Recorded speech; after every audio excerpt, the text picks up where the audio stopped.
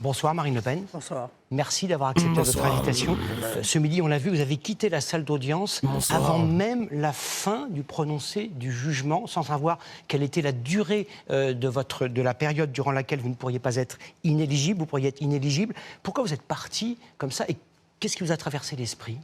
Parce que j'ai parfaitement compris ce que la présidente expliquait, à savoir qu'elle était en train de rendre une décision qui était une décision politique. La magistrate a assumé très clairement de mettre en œuvre l'exécution provisoire de l'inéligibilité. Elle a tellement de notes. En réalité, de rendre mon appel inutile sur ce sujet pour m'empêcher de me présenter et d'être élue, dit-elle, à l'élection présidentielle.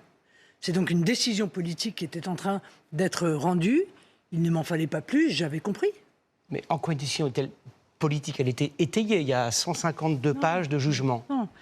La présidente dit « Je vais rendre votre inéligibilité immédiate, contrairement à l'état de droit. » Parce qu'en France, lorsque vous faites appel, l'appel est suspensif. L'appel annule, en réalité, le jugement de première instance, vous remet dans la situation d'être présumé innocent et l'affaire est rejugée. Ce qu'elle fait là, c'est qu'elle dit « Je vais vous rendre inéligible tout de suite et je le fais précisément pour vous empêcher de pouvoir être élue présidente de la République. » Si ça n'est pas une décision politique, je ne sais pas ce que c'est. Politique, donc elle obéit à une consigne, à un ordre, à un climat?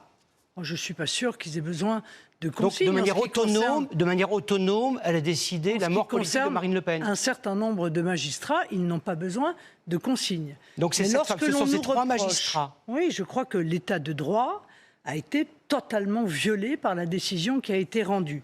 D'abord, parce qu'encore une fois, elle empêche un recours effectif, ce qui est un droit qui est garanti par la Convention européenne des droits de l'homme. Deuxièmement, parce qu'elle considère que le fait de se défendre justifie l'exécution provisoire. C'est-à-dire que les droits de la défense, je le rappelle à ceux qui nous écoutent, c'est précisément le droit de se défendre. Là, on nous dit le fait de vous défendre, le fait de faire état de potentiellement de la prescription qui serait intervenue, eh bien, va faire en sorte que je vais aggraver de manière considérable votre peine au point de vous empêcher de pouvoir être... Mais madame, l'inéligibilité immédiate, elle est prévue par les textes. Vous-même, dans votre programme, deuxième point du programme de l'élection présidentielle, vous dites il faut de la fermeté, il faut des peines planchées. On vous applique à vous ce que vous plaidiez hier. Non, monsieur.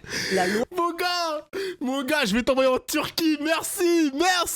Cook. Mon gars, il faut que tu cook. La loi Sapin 2, contrairement à ce que j'ai entendu beaucoup aujourd'hui, ne s'applique pas à cette affaire. La loi Sapin 2 qui entraîne l'application automatique de l'exécution provisoire à l'inéligibilité a été écartée par la magistrate, car cette loi est postérieure aux faits qui nous sont reprochés. Alors, ça, c'est son interprétation, les mecs. Donc, attention, elle est là pour se défendre. Donc, attention à ses mots. Vas-y, elle ment peut-être. Magistrate, tout à fait. Il y a une vingtaine de jours de recouvrement durant lesquels ce qui vous est reproché a été appliqué. Nous sommes en décembre 2016, Madame Le Pen. Je vous réponds non. Elle l'a expliqué très clairement.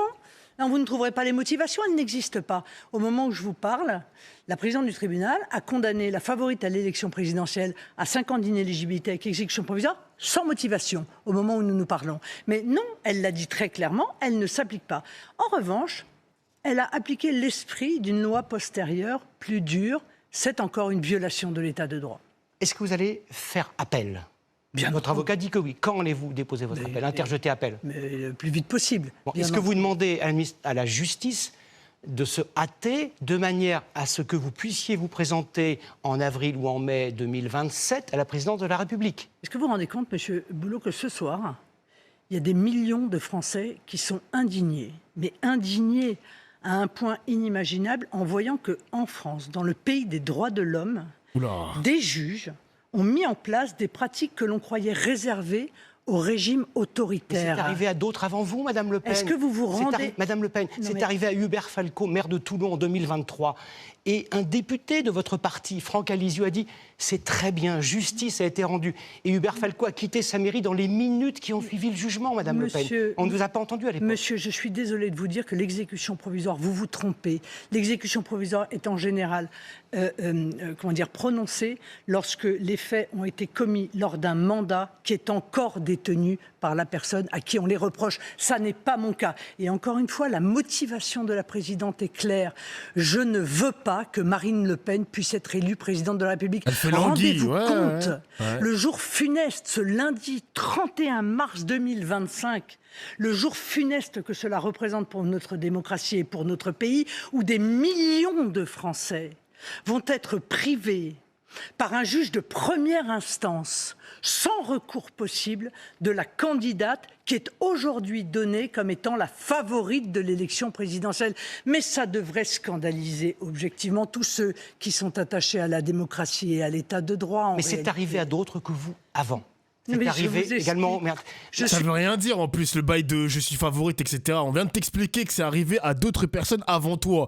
Parce que tu es favorite, tu crois que tu vas. Non, mon gars. Madame Le Pen, sur l'appel, allez-vous faire appel pour faire prévaloir votre innocence, celle du parti du Rassemblement national en tant que personne morale et des 23 autres personnes condamnées, ou juste pour dire je ne veux pas d'exécution immédiate? Mais je vais faire appel parce que je suis innocente, monsieur Boulot. Et vous êtes tous innocents, le parti et les 23. Mais évidemment que nous sommes tous innocents et nous voulons voir reconnue cette innocence. Et nous considérons que, et je ne suis pas la seule, peut-être les rédacteurs de la loi, voyez, et de la Constitution, que s'il existe la possibilité de faire appel dans notre pays, c'est parce que des juges de première instance peuvent se tromper. Voilà, c'est le principe même de ce qu'on appelle le double degré de juridiction, c'est-à-dire la possibilité de faire rejuger son affaire. Je pense que les juges se sont trompés, je pense même qu'ils ont, encore une fois, fait fi en réalité de toutes les explications qui ont pu être données, car dès les premières heures, je vais vous dire, de ce procès, j'avais compris que nous serions jugés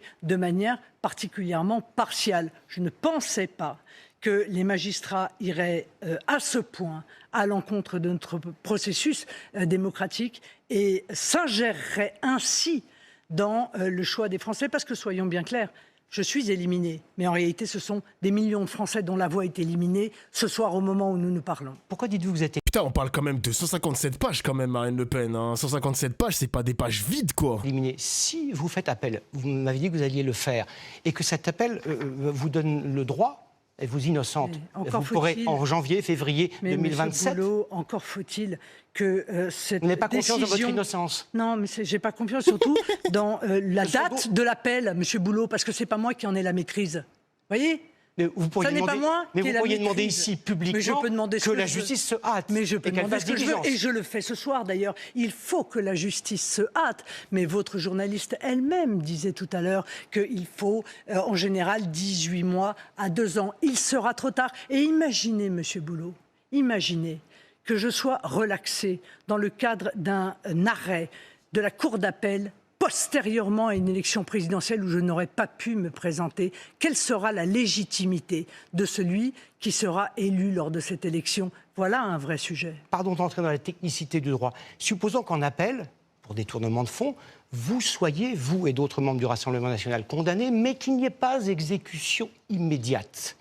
Techniquement, vous pourriez tout à fait vous présenter à l'élection présidentielle de 2027. Le ferez-vous, bien que condamné par la justice de votre pays? Évidemment que je le ferai. Donc vous serez condamné en appel, mais vous le ferez. Évidemment que je le ferai, car je considère encore... C'est une dinguerie d'assumer ça quand même. Hein. T'es condamné pour détournement de fonds, mais ça te dérange pas de participer à la présidentielle. Vraiment, c'est une dinguerie. Rends l'argent. Hein. Une fois que ce procès et après, si tu veux, qui nous a été fait par des adversaires politique et qui est fondée sur des arguments qui ne tiennent pas la route. Il s'agit là d'un désaccord administratif avec le Parlement européen. Il n'y a pas d'enrichissement personnel, il n'y a pas de corruption, il n'y a rien de tout cela. On nous dit juste, vos assistants parlementaires n'auraient pas dû faire de la politique avec vous et auraient dû exclusivement se contenter de faire des lois ou en tout cas aller un peu à Bruxelles, directives. Ou en tout cas aller un peu à Bruxelles. Non, monsieur le majordome de Jean-Marie Le Pen avait-il le droit d'être payé par les contribuables français? Monsieur Boulot, je vous en supplie,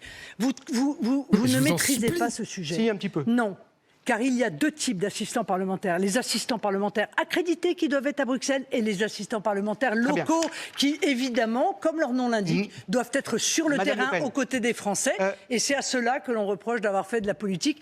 Moi, je suis désolé, mais un assistant parlementaire qui assiste un élu, eh bien, il fait de la politique parce que son élu fait de la politique. Si vous ne pouvez pas vous présenter, qui est un cas de figure que vous évoquiez il y a un instant, est-ce que vous dites, comme le vice-président de votre parti, Louis Alliot, que Jordan Bardella serait le meilleur candidat pour défendre vos idées en 2027 ? Je veux dire, Jordan Bardella est un atout formidable pour le mouvement, et je le dis depuis longtemps. J'espère que nous n'aurons pas à user de cet atout plutôt qu'il n'est nécessaire. Mais en attendant, je suis combative. Je ne vais pas me laisser éliminer ainsi.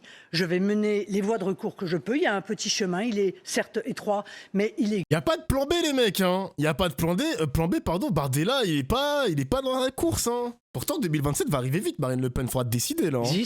Je vais effectivement demander, de la manière la plus claire qui soit, que la décision d'appel intervienne, me permettant d'envisager une candidature à l'élection présidentielle. Moi, je serai toujours à côté des Français. Il y a des millions de Français qui croient en moi. Des millions de Français qui me font confiance. Et je viens leur dire, ça fait 30 ans que je me bats pour vous. Et ça fait 30 ans que je me bats contre l'injustice. Et par conséquent, je vais continuer à le faire. Et je le ferai jusqu'au bout. Madame Le Pen, Putain, ces moments vont être dans les archives, les mecs, hein. Ces petits moments-là, ça rappelle Trump quand il a été condamné par l'État américain et tout, blablabla, il s'est posé en victime. On a vu comment ça a terminé, les mecs, hein. La martyre, les mecs. Eh oui. J'ai vu et rencontré aujourd'hui des sympathisants du Rassemblement national à Hénin Beaumont qui disent, bon ben voilà, il y a eu cet accident qui est un peu dommageable, mais nos idées prévalent. Et donc, si en 2027, c'est Jordan Bardella président, pourquoi pas Marine Le Pen première ministre ? Non, mais écoutez, je ne suis pas dans cet état d'esprit-là. Et moi, je ne suis pas prête à me soumettre à un déni de démocratie aussi facilement.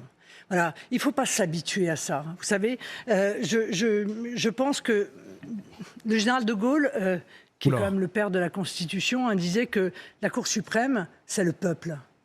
La Cour suprême, c'est le peuple. Il a mis aussi en place le Conseil constitutionnel. Aucun juge ne peut décider d'interférer dans une élection aussi importante que l'élection présidentielle, de surcroît, en violant l'état de droit, c'est-à-dire en rendant exécutoire une décision qui, normalement, devrait être suspendue par un appel. Si vous êtes condamné définitivement et que vous ne pouvez pas vous présenter, est-ce que vous en appelleriez au chef de l'État qui a le droit de grâce ? Non. Et en matière pénale, même en correctionnelle, la grâce peut s'appliquer. Il n'y a pas d'obstacle constitutionnel. Mais non, la grâce, elle s'applique sur une décision définitive. Oui. Permettez-moi de vous dire que nous n'en sommes pas là et que je crois beaucoup que... Elle préfère mourir que de demander la grâce à Macron. Ah ouais, c'est comme ça.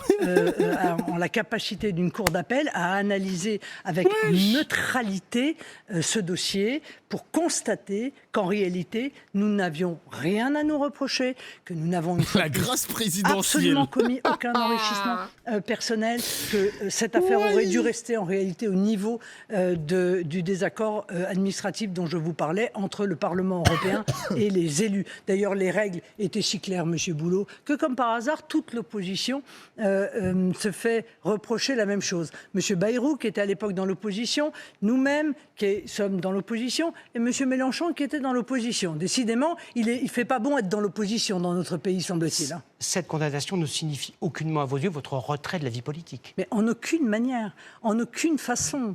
Je veux dire, encore une fois, ce sont les électeurs qui, dans une démocratie, décident. Et moi, je viens leur dire ce soir, ne vous inquiétez pas, je ne suis pas démoralisé, je suis comme vous, scandalisé, je suis comme vous, indigné, mais cette indignation, ce sentiment d'injustice est un moteur peut-être supplémentaire au combat que je mène pour eux. Merci. Putain, si Macron, oh là là, si Macron, il acte la dissolution. Le problème, c'est que Macron, il est perdant aussi, parce que il a perdu des députés macronistes. S'il dissout encore l'Assemblée nationale, il va encore plus perdre de députés. Donc c'est un risque pour Macron quand même, hein. C'est un risque, hein. C'est un risque. Bon, Marine, adieu, hein. Elle aura quel âge en 2032, les mecs? Attends, Marine Le Pen, elle a quel âge? Marine Le Pen, Wikipédia, Jean-Marie Le Pen, non, famille Le Pen, Marine Le Pen, quel âge as-tu? Elle est née en 68. Ça te donne quel âge? 1968 moins 2032. Hein? C'est tout? Elle aura que 64 ans. Ça va. Ça va, Marine. Ça va. Ça va, ça va, ça va. 64 ans en 2032, ça va. Marine Le Pen d'avoir répondu à nos questions. L'actualité ce soir, c'est aussi la situation en Birmanie, l'espoir de retrouver des survivants. Ah, le séisme en Birmanie. Putain, j'ai